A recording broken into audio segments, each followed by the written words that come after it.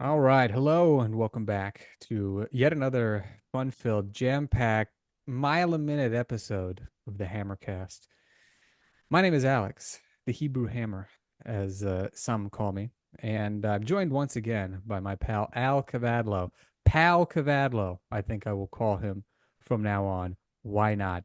We're going to be talking about a bunch of fun stuff, including a new book that he has put out that I'm very excited to dig into. And before we jump into that, I just want to remind the audience that if you have not yet gotten your own copy of my free 9-minute kettlebell and bodyweight challenge, uh, well, you've made a colossal mistake, but no time like the present to go back and fix this grievous error.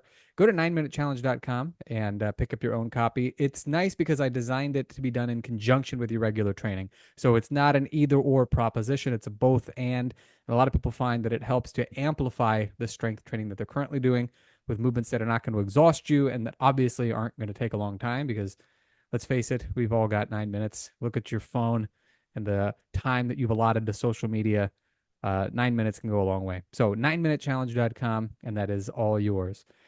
Without further ado, Al, welcome back to the show. Hey, hey, hey. It's a pleasure to be here. Always a pleasure to have you. Before we Pleasure to be started, here in my own home yeah, via Zoom. exactly, exactly. It's a pleasure to figuratively and metaphorically be here with you. Um, Yes. I just before we started, I was going to ask what's new, and then I thought, why would I waste such great material by doing that off air, off the record? So let's do this on the record. I'm excited to hear what's new with you. I think last time we spoke via Zoom, it's been a good couple months, and I'm sure plenty of cool stuff has transpired. So I'm curious what is among it.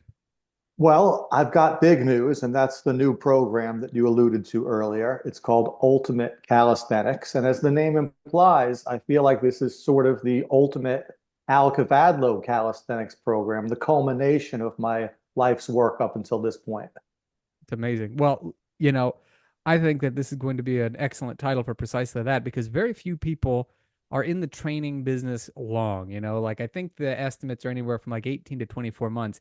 You've been doing it for close to 2 decades now. Over two Over decades. 2 decades. Yes, sir.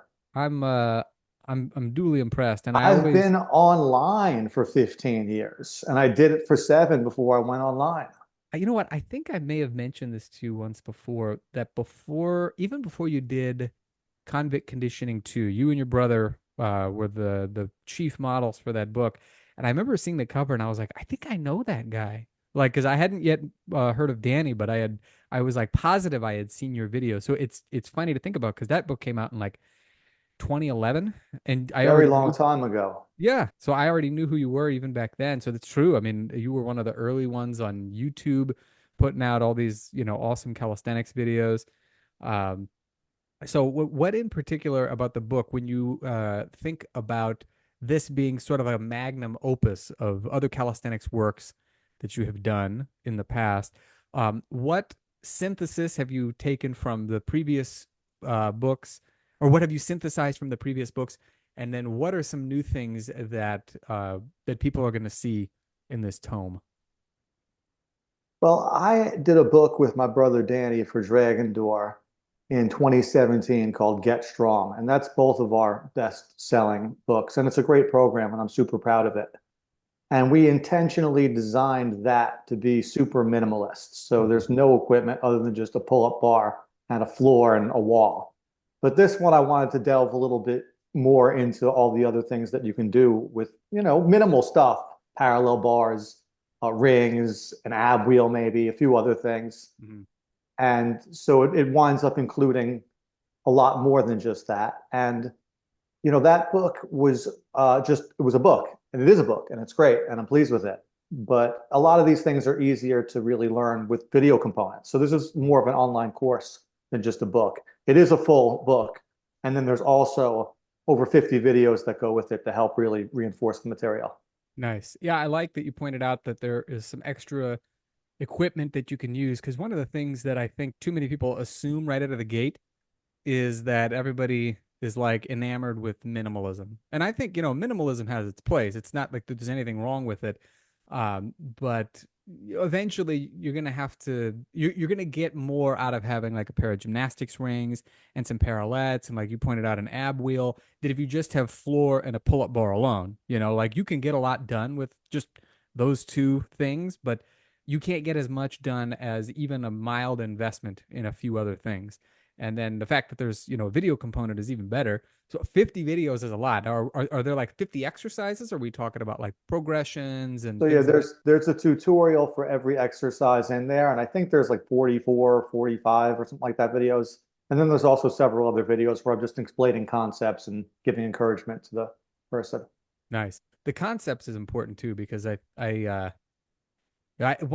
is a scene that I always harken back to. I don't know. Did you ever see The Mask of Zorro with Antonio Banderas, like from the 90s? I know of the movie. I don't think I've seen it though.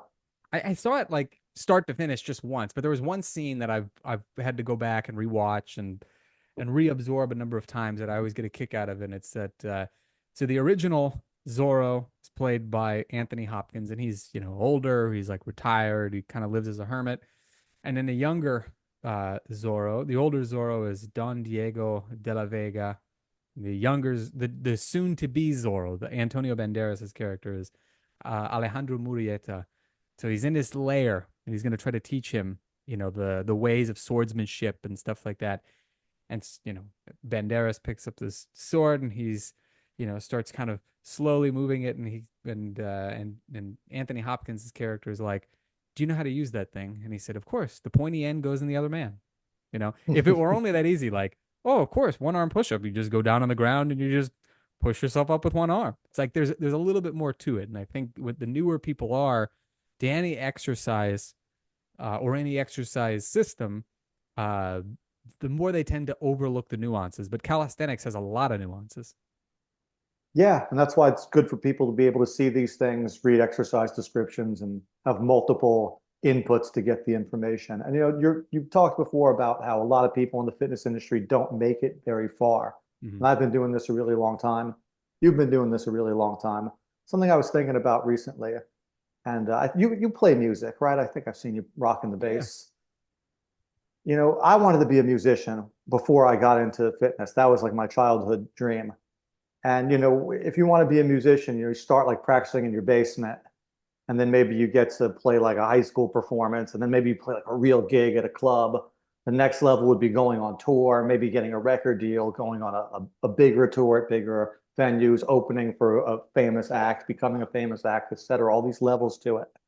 And I feel like in the fitness industry, there's some of that same sort of progression as well. And I didn't get to do all of that stuff in music, but in fitness, I got pretty far on that path of, being someone working out on my own, being someone training some friends here and there, being a trainer at a gym and being successful, being Mm-hmm. a trainer on a national and an international level and being successful, being a successful author within the fitness world. And now ultimately putting this program together, I really feel like you keep leveling up. If you're doing it right and on the path, you keep leveling up your understanding and your knowledge. And you said something about this being like a magnum opus, and I get what you mean by that. But part of what I think makes this program really good and really absorbable is it's not too much. It's tempting to want to overdo it, and I feel like in the past sometimes I have included too much information and made things confusing for people. So I wanted to really streamline this, but also make it as expansive as possible, Yeah. which is the delicate thing to do. And it's just like in your workouts. Sometimes you have to go a little too far and say, oh, you know what? I need to scale this back. I need to edit that out. So this went through so much revision over a really, really long time to get it to the point that it's at. And I'm really, really happy with it. That's awesome. Now, is this something that is like primarily for beginners or intermediates, or is this is something that anybody at any level can glean something important out of? The second one. Mm-hmm. And it started out as something that I was going to write for beginners. And then it kept getting bigger and longer and more expansive. And then I realized, well, I'm just going to have to make this something for everybody. Yeah. And then also trimming some things out to make that make more sense was part of it. Yeah. So yeah, I'm sure as someone who's created similar types of things, these things start to take on a life outside of what you originally thought they were going to be as you flesh them out. Oh yeah. Yeah, it's interesting you say that because I'm working on something right now, and I had I wouldn't say a vague idea. I had a pretty clear idea of where I wanted to go with it. But one of the things that I think makes anything fitness related actually readable is the context and understanding the real world importance or application of things. And so I start writing, and then I think, I need more. I need to think like, oh, what is the relevance to the reader? What's the relevance to the person who's going to be actually putting this information into good use? So I do more research, and then that's when the life of its own starts to begin, where I'm like, aha, now I understand. The stuff that I had in mind, I subconsciously I couldn't really like bring it into my conscious and then out through the fingertips, but now that I'm reading this or that or whatever, I can see how I can frame this in a way where people can understand how it's going to be relevant to them. Because a lot of times, I mean, there's so much free information on the web for fitness. But what's interesting is I think most people see that and they intentionally see it as a gateway. It's like they want to take that information and then they want to go deeper with it, not just know the sets and reps, but they want to know who can they trust, who can give them information that is tried and true and has a pedigree for actually putting together programs and courses that help people. And that's where I think a lot of your programs, for instance, do a very good job because you have such a great presence online and you're well known and well respected over the years.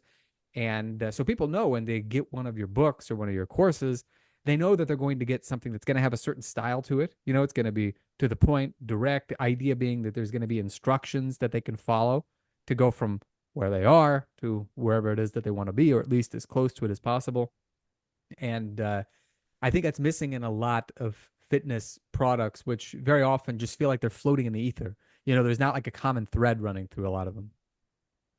Yeah, I agree with those observations. And that's, part of why knowing that there is so much free content out there, it's when you put together something that you're charging for, I feel like there's that much more of a feeling of like this has to be really, really, really good. And I need people to feel like they're getting their money's worth. Yeah. And it's difficult also because the problem with YouTube, even though it's great and I use it and I've learned things from there, or what other ever social media platforms you're using, is the information is just all over the place. Yeah. But if you can just streamline everything into a very clear system of, okay, here's one section of exercises that's appropriate for someone in this situation. Here's another section for other people. Here's another section for somebody else. Then it's very easy for someone to just jump in wherever it's appropriate. Yeah. Now, do you ever find that there are people who they want to jump in? They're maybe beginners, but they don't know exactly where they're supposed to jump in. Like I've had be the case in the past where in fact, I'm a colleague of mine and I, some years ago, shortly after I got certified as a kettlebell instructor, he got a request from a local like boot camp style gym to teach the instructors kettlebells. Now, what they wanted was they wanted to learn how to do certain movements so that they could more effectively teach their clients. But one of the first things that the guy who ran the gym, he said, we want to learn how to do clean and jerks and snatches. Be like, imagine somebody's like, yeah, hey, we want Al to come out and teach some calisthenics. We really want to know how to do human flags and muscle ups. It's I mean, like, I've had groups that it was appropriate to do that with if it was an advanced group, but yeah, generally that's not going to be the case. exactly. Yeah. And so that's the thing is like, there are people who they just don't know what like the baseline is. And so Yes. they have to learn to love the foundations. And so, one of the things that I think you and both you and your brother have done a very good job of over the years is bringing honor to the basics, like lunges and squats and rows and just hanging and doing hollow holds and stuff like that. So people Yeah. see You too. calisthenics.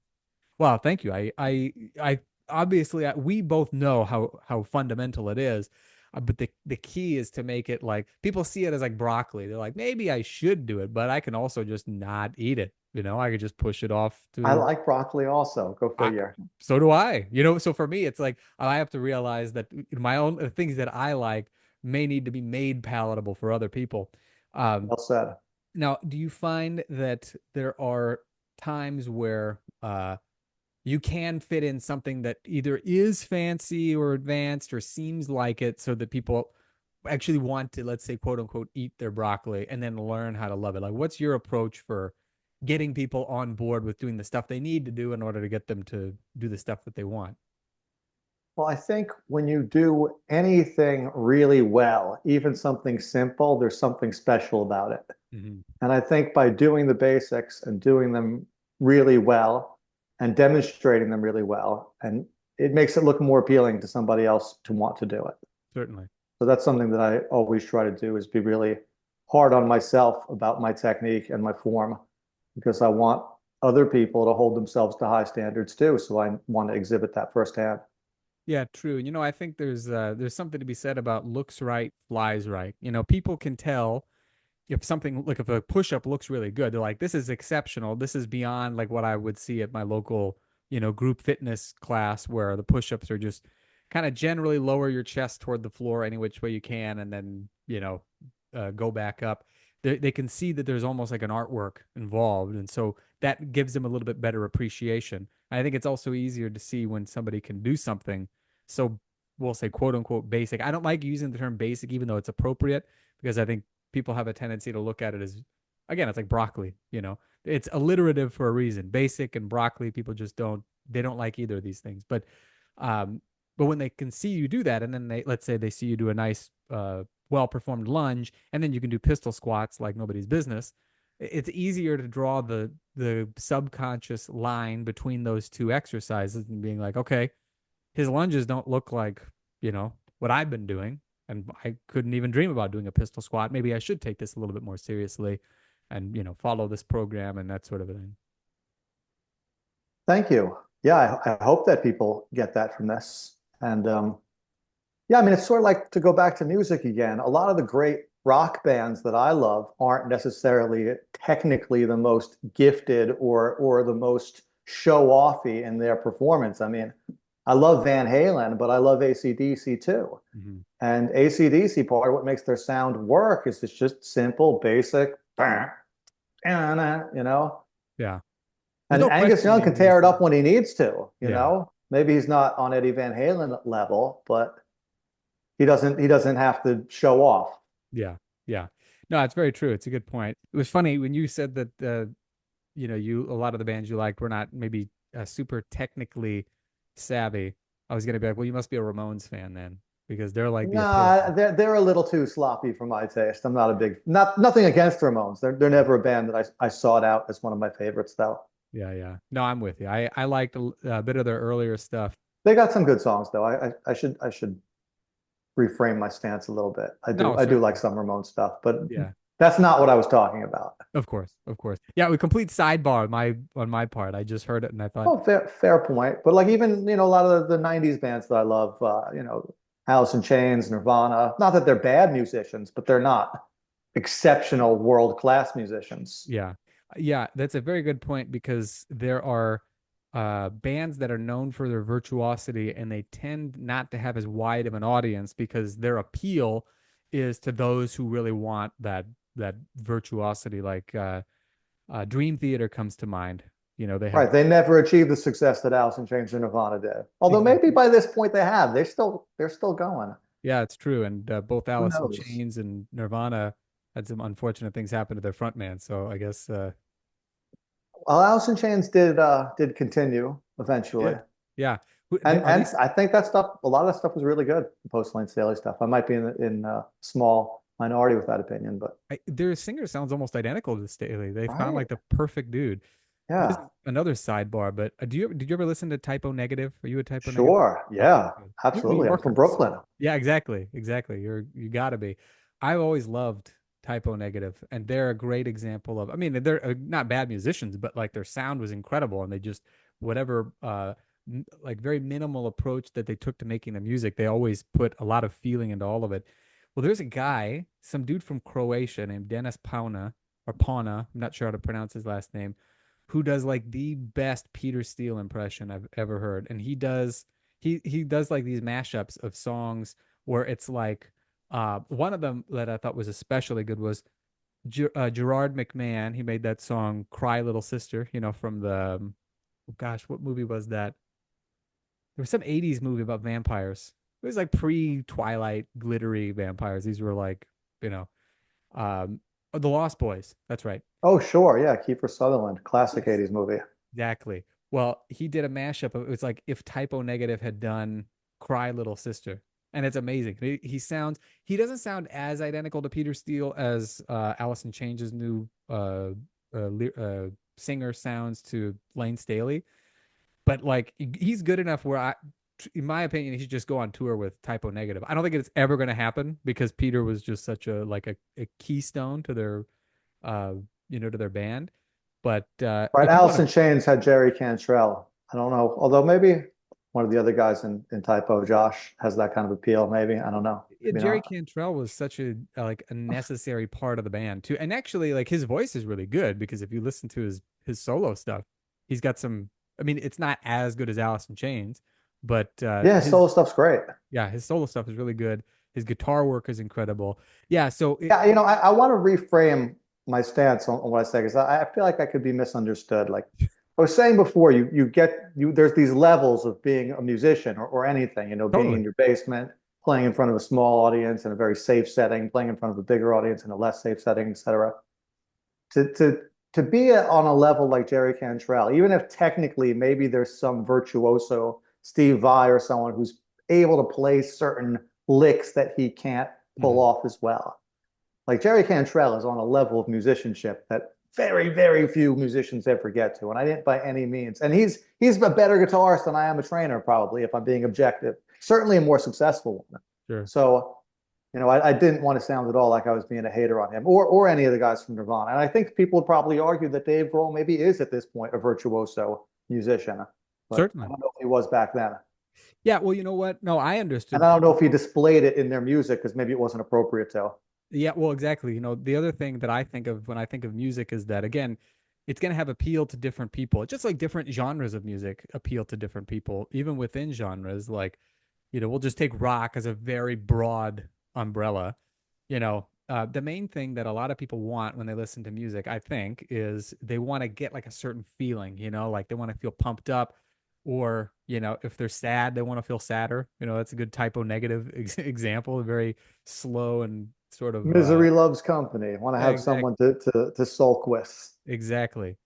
And and so people want a certain feeling or maybe whatever it is that they're feeling, they want it to be amplified, so that they can really having emotions is what makes us human. And that's why I think that people who are like, you've got the Dream Theaters and the like a Dragon Force maybe would be another good example. And Or both bands that I like.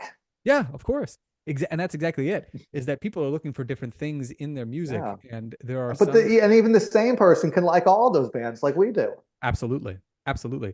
Did I tell you? Well, this is again another sidebar. A friend of mine, his band went on tour with Dragon Force last year. Right on. Good for Yeah. them. Dragon Force has a song in a Disney movie. Do you know That this? I did not. But you have a daughter, Yeah. so you probably Yes. yeah, you've caught it. Which Yeah. movie is it? I have I to think ask. it's in the new Despicable Me movie. Okay. How many do they have, Despicable Me movies? Four, I think now. And then Wow. there's the Minions movies. Yeah, it's quite a thing. I wonder they should have called the third Despicable Me movie Despicable 3, but I don't think they did. I just think that that would be perfect given the rhyme of me and 3, but I'm probably the only person who thinks that. No, I'm smiling. I'm nodding. I know you get it. You get it. Yeah. Um, yeah. So I think that your analogy between music and fitness is definitely spot on because, well, particularly if you're going to be a professional in it, because like you said, early days are always tough, and you got to have a lot of passion to get you to want to, you know, go to that next workshop to get more information, reach out to get potential clients, put yourself out there on social media so that people can see what it is that you're doing.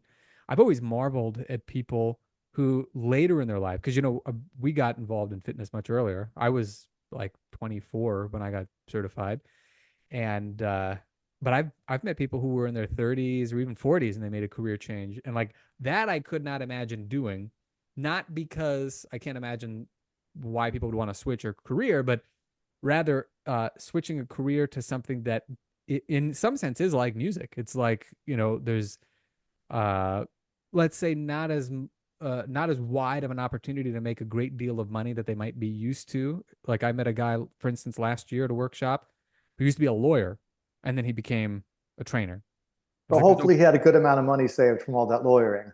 presumably, yeah." And I don't remember when he became a trainer exactly, but he was Well, light years happier as a I trainer. totally get that. Yeah, being a lawyer sucks compared to being a trainer. And if he did that grind for 10 years or whatever and saved up $1 million and wanted to be done with it and have a fun, or I don't want to misconstrue what the reality of personal training is, but I think compared to being a corporate lawyer, I don't know that he was a corporate lawyer, but compared to Yeah, being any kind of lawyer, it's probably a little bit less demanding and stressful. yeah, And to that point, someone who could succeed as a lawyer could probably kill it as a trainer also. big time. I think the main key is that you've got to take. Well, if you're a lawyer in particular, you got to have incredible discipline and focus. That's what I mean. Exactly. Ability to work long hours. I think making like, and again, provided you're okay with maybe not making as much money from the outset, if you know how to build up, if you don't mind going back and starting back over, but taking all the skills that you learned as a lawyer and applying Yeah. that to training, yeah, you'd kill it. But I've met other people for whom like their jobs, let's say, were just not at, they were tough, but they were not as like, it wasn't like lawyer tough. And they were like, yeah, I think I want to become a trainer. I'm like, you should think again. Now, I'm not saying don't Yeah. do No, it, but people misunderstand what the reality of being a personal trainer is. And I certainly have had that conversation with people like, it's not what you think it is. Don't jump into this so quick. yeah, yeah, You're not especially going to make any money for a while. You're going to get told no constantly. It's going to yeah. completely destroy your confidence for a while. And you're just going to have to keep doing it anyway. Yeah, well, the other thing too, I look back at and I would say, obviously now I've gotten a little bit more adapted to it, but I remember in the early days because I still have a real passion for what I do. Like I love it. In fact, It I remember, shows. well, I appreciate that. And you Pat, and I are lucky that we found this at an early age. Maybe if you had done something else, maybe you would have that yearning in you, like, I need to do this fitness thing. Because maybe in a lot of these people, they had it kind of lingering somewhere inside for a long time and they were just yeah. kind of shoving it down, like, nope, daddy says I got to be a lawyer. Yes, exactly. Exactly. Well, yeah, I mean, like, that's a very good point. I'm sure that a lot of them were like, "Oh, I'd better take the safe route. I'm gonna go and become an accountant. I'm gonna go and Yes. do." It's funny because I remember Jim Carrey actually talked about that. He said his dad, I think, wanted to be an actor or a comedian. He wanted to do Mhm. something in the arts, but he decided to take the safe route and became an accountant and got a job where he was making, decent money at some firm.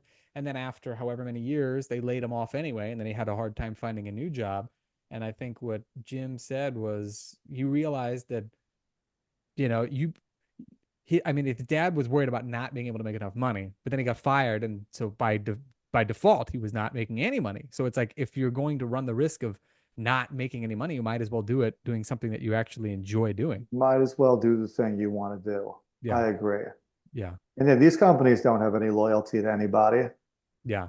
I read something interesting. I think it was maybe, I want to say it was Scott Adams, the Dilbert guy. I saw it on Twitter at random. It popped up in my algorithm.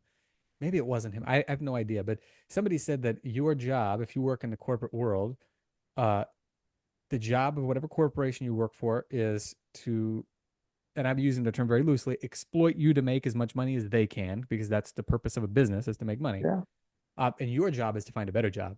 So no matter what, your job should be to try to level up. And he gave examples of people who did that. Like some people have this misplaced loyalty to a company, and because they're good people and they're loyal people, and loyalty is like a characteristic that they. A lot of people have that. My mom was like that. She was It's not a super. bad thing. It's No, just no, that these no. companies don't reciprocate that. That's exactly it. Yeah, because in my mom's case, for instance, she worked for a company off and on for many years. And she, went to a few other places and did some temp work after she'd gotten laid off from this aforementioned company. Ended up getting rehired there later on. Um, but yeah, that was one thing that really stuck out to me was that like I was amazed that she would ever want to go back because, she was just such a loyal and devoted person to anything that she did.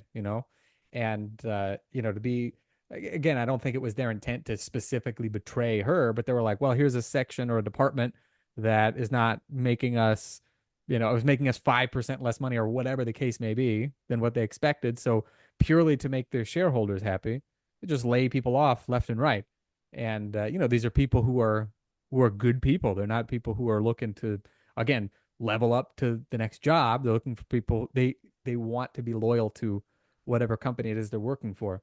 And I think principally our loyalty should be to what's in our best interest and in the best interest of our loved ones. And I think it's understandable that people would potentially want to take the safe route, knowing that maybe less likelihood that they're going to lose their job, but it happens all the time anyway.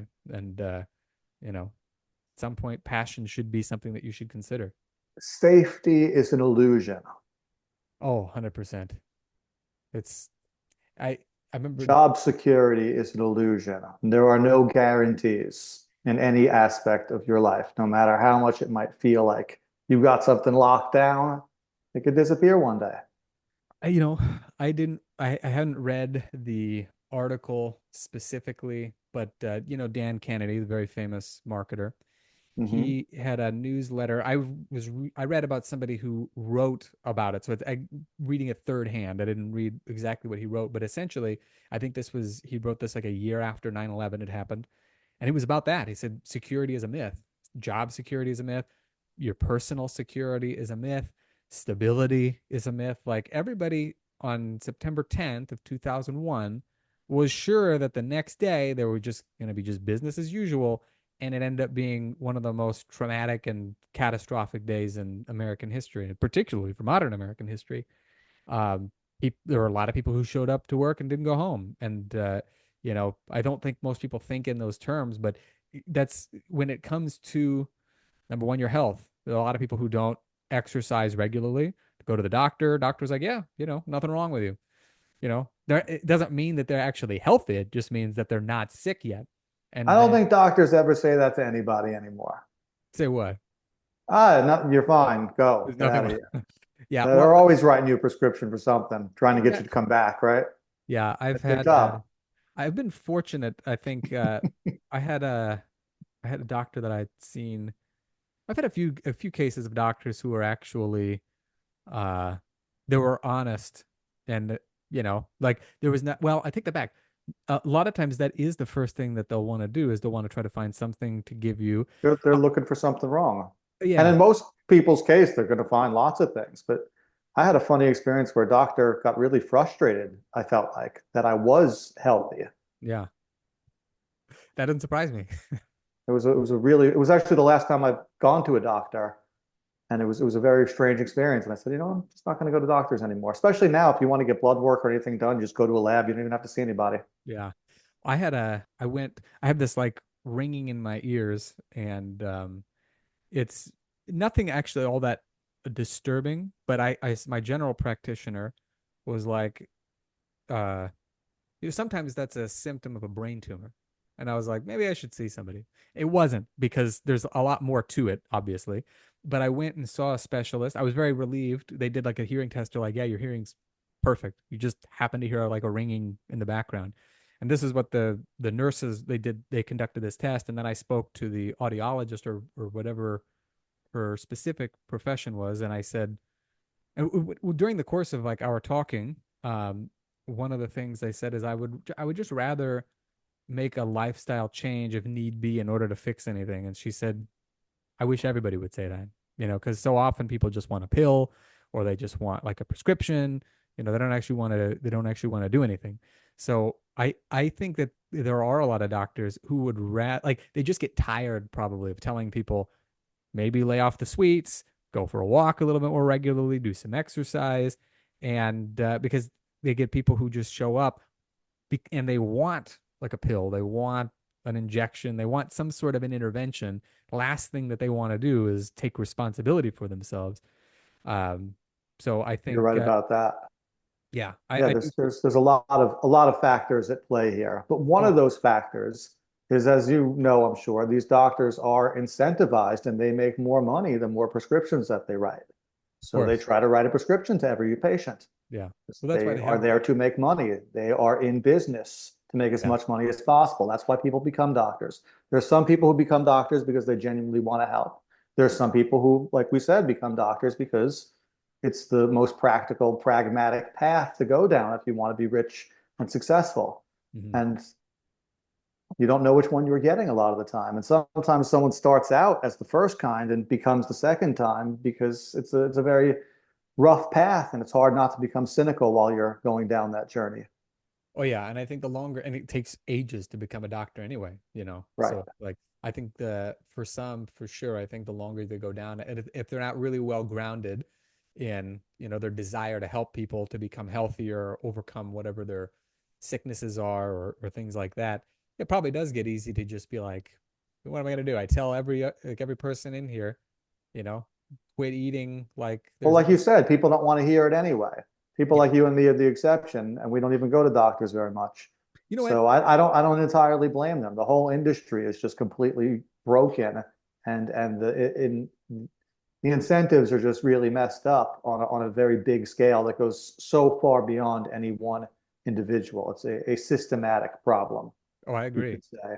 I agree. I think we as trainers, we do see a certain level of it. I don't think it's maybe the same as doctors because people are going there for, you know, an intervention or uh you know, some sort of a medicinal approach in any case. But I mean, how many times have you gone, has somebody come to you like, I want to lose weight? And you're like, okay, well, I'm going to have you start a food journal and you're going to need to eat more protein. And they're like, isn't it just like a supplement that I can take? Like, what about these fat burners? And it's like they have that same take a pill mentality and It's they try not to, entirely their fault because they've been Mhm. told their whole lives that they can solve their problems by buying a product. And in some cases they can, Yeah, but not this problem. yeah, This yeah, problem they got to go inside to solve. exactly. That's a tough thing to do. I've had a number of cases. I don't know, you know, whenever you go to gatherings, this is something I'm curious about if you've had the same experience I have. People find out you're a trainer and Yeah. they're super excited because people inherently like are just intrigued, I think, by fitness and by being physically capable. Like, Well, it's like you said earlier about these people who have a career change or want to do a career change and they want to become a trainer because they think it's really cool. It's like to go back to the music thing. It's like people think they want to be a musician because they think it's cool. But then when the reality of all the grunt work that goes into it, it's like people don't want to do that. People don't want to pack up a van full of equipment at 2 in the morning and drive it around and unload it. And they just want to play the show. yeah, They exactly. don't want to People, rehearse. you know, actually I think that that's kind of a key, you know, because if you're effective at what you do, and you are, I'd like to think that I am as well. You know, some of our colleagues certainly are. Um, Knowing how to get people from point A to point B more quickly is something that they appreciate. And I think obviously the ultimate human desire is something for nothing. And then the second ultimate human desire is more for less. And that's where having good knowledge to take people from where they are to where they want to be, you know, and they're going to have to do all the work along the way, but they have the potential to get more results from it. People really want that because, like you said, people default to that ultimate human desire. They want to play on the stage and have people scream their name and have, you know, women chase them and stuff like that. But they don't necessarily want to make the calls to the clubs. They don't want to have to play to, you know, empty bars for a couple of years on end and have to work, you know, crappy jobs to be able to, you know, pay for the, you know, for their attempts at fame. And fortunately, fitness is not as unforgiving because within just a No, few short months. it's much. I mean, if you start out trying to be a musician, you know, the way you get exploited in that, the way you get exploited in fitness isn't nearly as bad, No. I think yeah, what is the exploitation in music as you play for exposure? Like, yeah, it's gonna be great exposure for you. You could in some potentially, cases, pay to play. that's even worse. I'd be like, Yeah, no thanks, man. Like I already picked a right. job with no pay involved. I mean, So there's some gyms that won't pay you any money up front, but you got to buy a uniform. That's the same sort of thing. that's nuts. That I had no idea. I never worked in a big, huge gym. I always was fortunate to work in like I studios don't or know if that gym. practice still goes on, but I remember at one point I heard of a couple of gyms doing that. Yeah, That's buy the uniform, walk the floor, try to sell some training, go for it. yeah. You know what? And think about that too. If you're the consumer, uh, That's how low the bar was to get hired, basically. oh, I believe it. Yeah, Yeah. because their job is to make money, and it's not. Well, I think about it too. Like Hollywood, you know, the studio's job is to make money, so they want to invest in movies that they think are going to make, either a lot of money up front or a decent amount up front and then enough in merchandising on the back end where, putting the money up front to have a director make the movie makes sense. So they don't care about the artistic license. That's why they made all these new Star Wars movies. They just knew that there was billions to be made from people who had this like super deep nostalgia for Star Wars. Nobody like none of the studios are like, we got to do right by George Lucas's vision. You know, if that were the case, none of this would have happened. They would have stopped at the early three in the '80s, and that would have been it. But yeah, it's the same thing with personal training. You got to sell Yeah. something. And to some extent, I think it's the same thing with medicine, but that's scarier, you know? Oh yeah, yeah, I mean, there's a lot more vetting someone has to go through to become a doctor, obviously. yeah, But just the sense that people don't realize when they're walking into a gym or a hospital, they are walking into a store. They yeah. are walking into a business that is there to sell them something so they can make a profit. Big time. Yeah, and if you think about it too, both of them run off like a subscription model. So Hmm. you've got the gym obviously is going to try to sell you either month to month or you pay for a year up front or lifetime, you know, what do you call it? Lifetime membership. But yeah, it's the same thing. If you end up on needing a prescription drug and not even something that you can reverse. And Like, and not that a gym membership or a hospital regular relationship is a bad thing. Just no, know not at that all. that's what it is. Don't think, oh, I because people get misled into thinking they wanted something they didn't want, right? Yeah. I mean, that's what sales is to some extent, isn't it? No, I think Or sales that rather really that they need something they don't need is maybe a better way of putting it. yeah, no matter what, I think if somebody buys something, it has to. Maybe it If was. you, what is what I'm saying? If you walk into the gym, they're Yeah. going to tell you, oh, yeah, join the gym. The gym's great. You're going to love it here. Oh, This is of course. everything Yeah. you need. If Yeah. you go into the doctor's office, he's going to say, okay, great. Come back again. Take these drugs. He's going to build a relationship with you because he Yeah. wants you to be a repeat customer. That's what I'm trying to say. That's a better way of phrasing it, I think. Yeah, and I think, the subscription model is not inherently bad or wrong either. It's a matter of are you No, it's like are you getting out of it what you would expected to get out of it. And that's where I think you end up people with buyer's remorse because ultimately people buy things because they want them or they're convinced that they need them. And then if their experience doesn't match that expectation that they got when they pulled out their credit card or their cash or wrote the check, that's when people start to get a little bit, upset. but the thing that I've observed about these industries, the medical industry and the fitness industry to a lesser extent, is that the customers don't like the experience. They Yeah. hate the experience, and yet they keep going back because they're told they need to keep coming back. Yeah. And it's Yeah. not necessarily serving them. In some cases, it is. In many cases, it might be. But in Mhm. many other cases, there's a much better way they could be going about it that no one's telling them about because Right. it's not in their best interest to tell them about that. Right. To sell them about it. How about that? That's what we'll Right. call it. I mean to be clear, obviously I'm selling a product too, Sure. but I'm selling a much less expensive product than a gym membership or anything that you would get from a hospital or a doctor. But my thing is to try to empower people to be like, look, you could do this thing. It's just like a one-time thing. Here's a resource. And obviously for people who don't want to spend money, which is most people, I got tons of free shit. They could just subscribe to my YouTube, look at my free stuff on Instagram. To my point earlier, it's not as organized and it's not as thorough as the content in the program. It's Certainly. not as direct and to the point. But yeah, it's good stuff, and I Yeah. encourage people to check it out. I agree. And I think again the big difference too is that like what you and I offer for people is something that again, making a sale or having somebody invest in something should be something where they feel like they get more than their money's worth. And then and again, they have to apply it. Like you can't force them to apply. You can't show up to their house and be like, now make sure that you're on week 2, make sure you do the day 1 workout and do this many sets and reps. So there is a level of personal responsibility that they have to take. But I do think that the big difference too is that there's a certain like liberation that they get from specifically for I think our programs. You don't need to have a gym membership, so that's one expense you don't have to deal with up front. Presumably you have whatever the equipment is that's going to be necessary in order to be able to do it, but you also have an aspiration that you're not just doing something but you're becoming something as a result.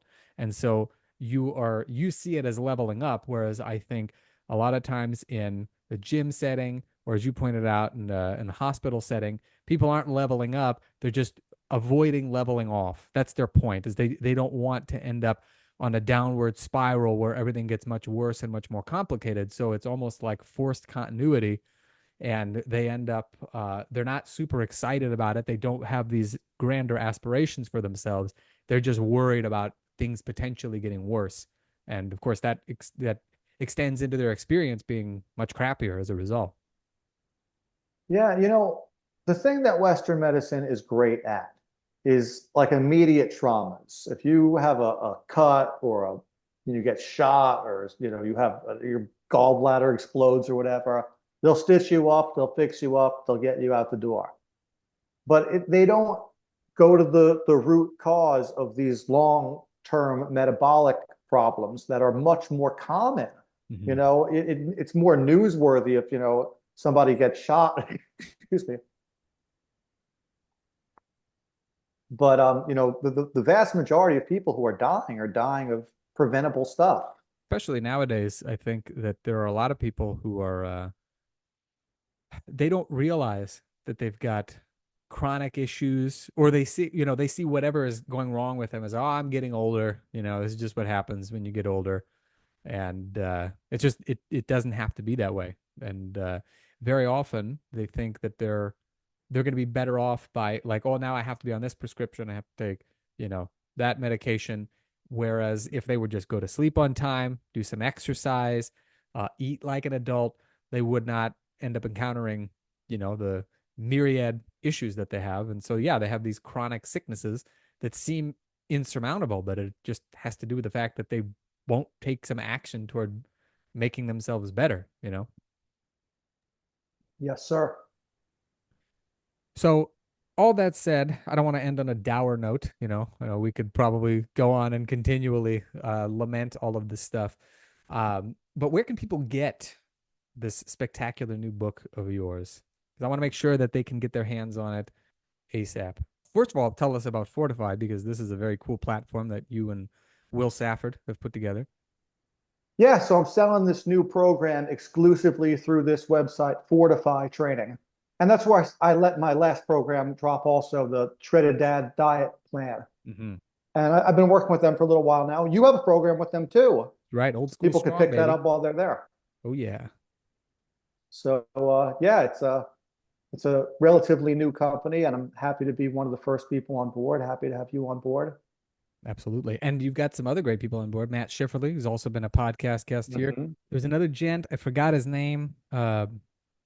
Tanner Shuck. Tanner. Yes, thank you. Yeah, he's got some great stuff, and he's got a good following. I'm happy to have him on board. Yeah, it's cool to see the platform growing. I know that Will is going to be doing a summit, an online summit with Fortify later this year. Yes, Are you going to be participating by any I chance? am. Are you? I am. Excellent. Yes. I think it's going to be late October. We might do a recap or a review in right around the time that it's going to be going on, so that we can get some more people involved. But yeah, you guys are running a very tight ship. Everything is growing very nicely, and one day I think we should talk about old school strong, because I'm very proud of that program. That was one that I put a lot of detail into, a lot of effort into, and I don't know that it's going to compare to this Ultimate Calisthenics book, particularly because the subject matter is slightly different. But I'm a longtime fan of calisthenics. Lord only knows Al Kavadlo is as well. And folks, you can check out the link in the description/show notes, depending on where you are consuming this delightful episode. Any final words to share with us before we log off? Hey, hey, hey. Where working at? That's That's what I'm what I always talking. say. I love it. I love it. Folks, thank you very much for listening in. And as always, have fun and happy training.